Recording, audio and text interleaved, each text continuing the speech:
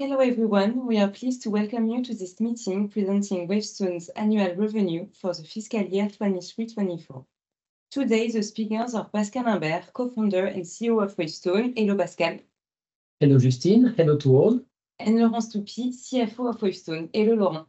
Hello Justine, hello everyone. Laurent, the floor is yours. Thank you Justine. Let's start with Wavestone's activity in Q4. Revenue was 248.8 million euros over the period, a growth of 59% compared with Q4 of the last fiscal year. This 59% growth includes contribution from Superior and Aspirion Consulting. At constant exchange rates and scope, excluding Superior and Aspirion Consulting and also excluding partnership and Chorus Consulting, organic growth was 4%. As expected, the firm's growth has slowed down in the context of a hardening business environment. Q4 was also affected by a negative working day impact of -1.5%. Finally, over the fiscal year, revenue of total scope grew by 32%, reaching 701.1 million euros. Excluding Superior and Aspirion, revenue was 586.9 million euros, above the objective of 580 million euros. At constant perimeter and exchange rate, growth was 9%, above the organic growth target of 7%. As a reminder, the working day impact was unfavorable over the year at -1.6%. Let's look now at the operational indicators. As a reminder, these relate to Wavestone scope, excluding Superior and Aspirion Consulting. We will start using consolidated KPIs across the new firms from Q1 2024-2025. The consultant utilization rate fell slightly in Q4, but by less than expected. For clients, we are more cautious at the start of the calendar year, and the UK business environment was less favorable.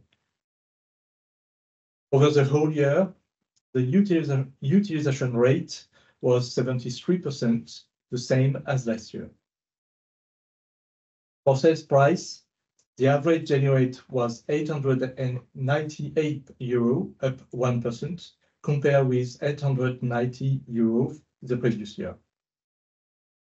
At constant exchange rates, the average daily rate was 900 euros. The firm's order book was down slightly. It was 4.1 months of work at the end of March, compared with 4.2 at the end of December. Regarding human resources, the staff turnover rate remained stable over the last quarter. Over the fiscal year and excluding Superior and Aspirion Consulting, it was 14% at the end of March 2024, compared with 16% 1 year earlier. As the economic environment continued to weaken, we maintained a moderate pace of hiring at the beginning of the calendar year. In the end, during the whole year, the firm recruited about 800 new employees, compared to approximately 1,300 in the previous year. In parallel with Wavestone, Superior is maintaining a cautious recruitment policy, while its staff turnover rate remains low at around 10%. Finally, the total number of employees at the end of March 2024 was just under 5,900, including 1,422 from Superior and Aspirion. I'm now going to hand over to Pascal. Thank you, Laurent. Now, a few words about Superior's activity. The company is experiencing a fairly similar start to calendar 2024 to that of Wavestone. Indeed, even if the German economic environment is significantly depressed, the impact on Superior is limited by the resilience of demand in the insurance, transportation, and energy sectors in which a company is particularly active. Superior has therefore been able to maintain its utilization rates at the start of 2024 in line with its business plan, with levels comparable to those of 2023 last month.